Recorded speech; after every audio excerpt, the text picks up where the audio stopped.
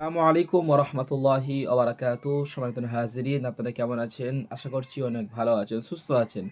আজকের আলোচনা আয়াতে কুতুব সম্পর্কে ৫ নম্বর পর্ব। আলহামদুলিল্লাহ, আগে আমরা অনেকগুলো পর্ব আলোচনা করেছি। যারা দেখেননি সেগুলো দেখে নেবেন। আজকের পর্ব হচ্ছে আলোচনা হবে আমাদের।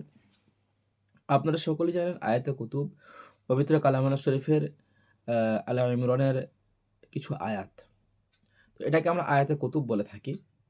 এই আয়াতে কুতুবের ফজিলাত এর মানে মারাত্মক যে লেভেলের যে ফজিলাত রয়েছে আপনারা আগেও শুনেছেন, সামনে ইনশাআল্লাহ জানলে আপনার অবাক হয়ে যাবেন ইনশাআল্লাহ। এই আয়াতে কুতুব দিয়ে অনেক কিছু করা যায়। তা সেখান থেকে একটি পন্থা হলো, আপনার যদি আপনার যদি প্রচুর পরিমাণ অলসতা কাজ করে। অলসতা কেমন? ধরুন কারোর অনীহা কাজ করে। কিছু ভালো লাগে না বা কিছু ঘুমাতে ভালো লাগে না, খেতে ভালো লাগে না, কাজ করতে ভালো লাগে না। সবসময় মনে হয় শুয়ে থাকি। সবসময় নিজেকে একটা বিরক্তিবোধ মনে হয়। সবসময় নিজে একটা ডিপ্রেশনের মধ্যে পড়ে আছে। একটা অস্থিরতা ভাব কাজ করছে। এ সমস্ত ব্যক্তিদের জন্য এই আমলটা খুবই কার্যকারী হবে ইনশাআল্লাহ। এবং এছাড়া এই আয়াতের অনেক ফজিলত আছে, সেগুলো ইনশাআল্লাহ সে পাবে। তার জন্য সে কী করবে? সে আয়াতে কুতুবটা সম্পূর্ণ আকারে দিনে দুবার করে পড়বে।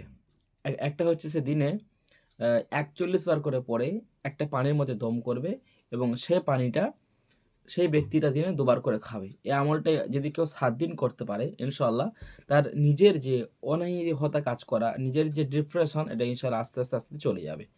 আর যারা রোগীদেরকে করে দেবেন, তারা আপনারা কি করবেন? এটা আপনারা ৩১৩ বার পড়বেন, একটা পানির মধ্যে ফু দেবেন। আগে পরে ইস্তেগফার ১১ বার, দরুদ শরীফ ১১ বার পড়ে নেবেন।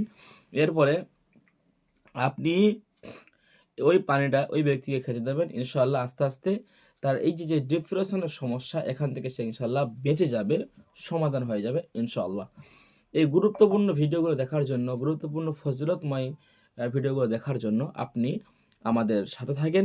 ইনশাআল্লাহ পরবর্তী ভিডিও আমাদের এর থেকে বড় ধামাকা ইনশাআল্লাহ হতে চলেছে। তো আপনারা এগুলো সব শুনলে ইনশাআল্লাহ আপনারা সব বুঝতে পারবেন।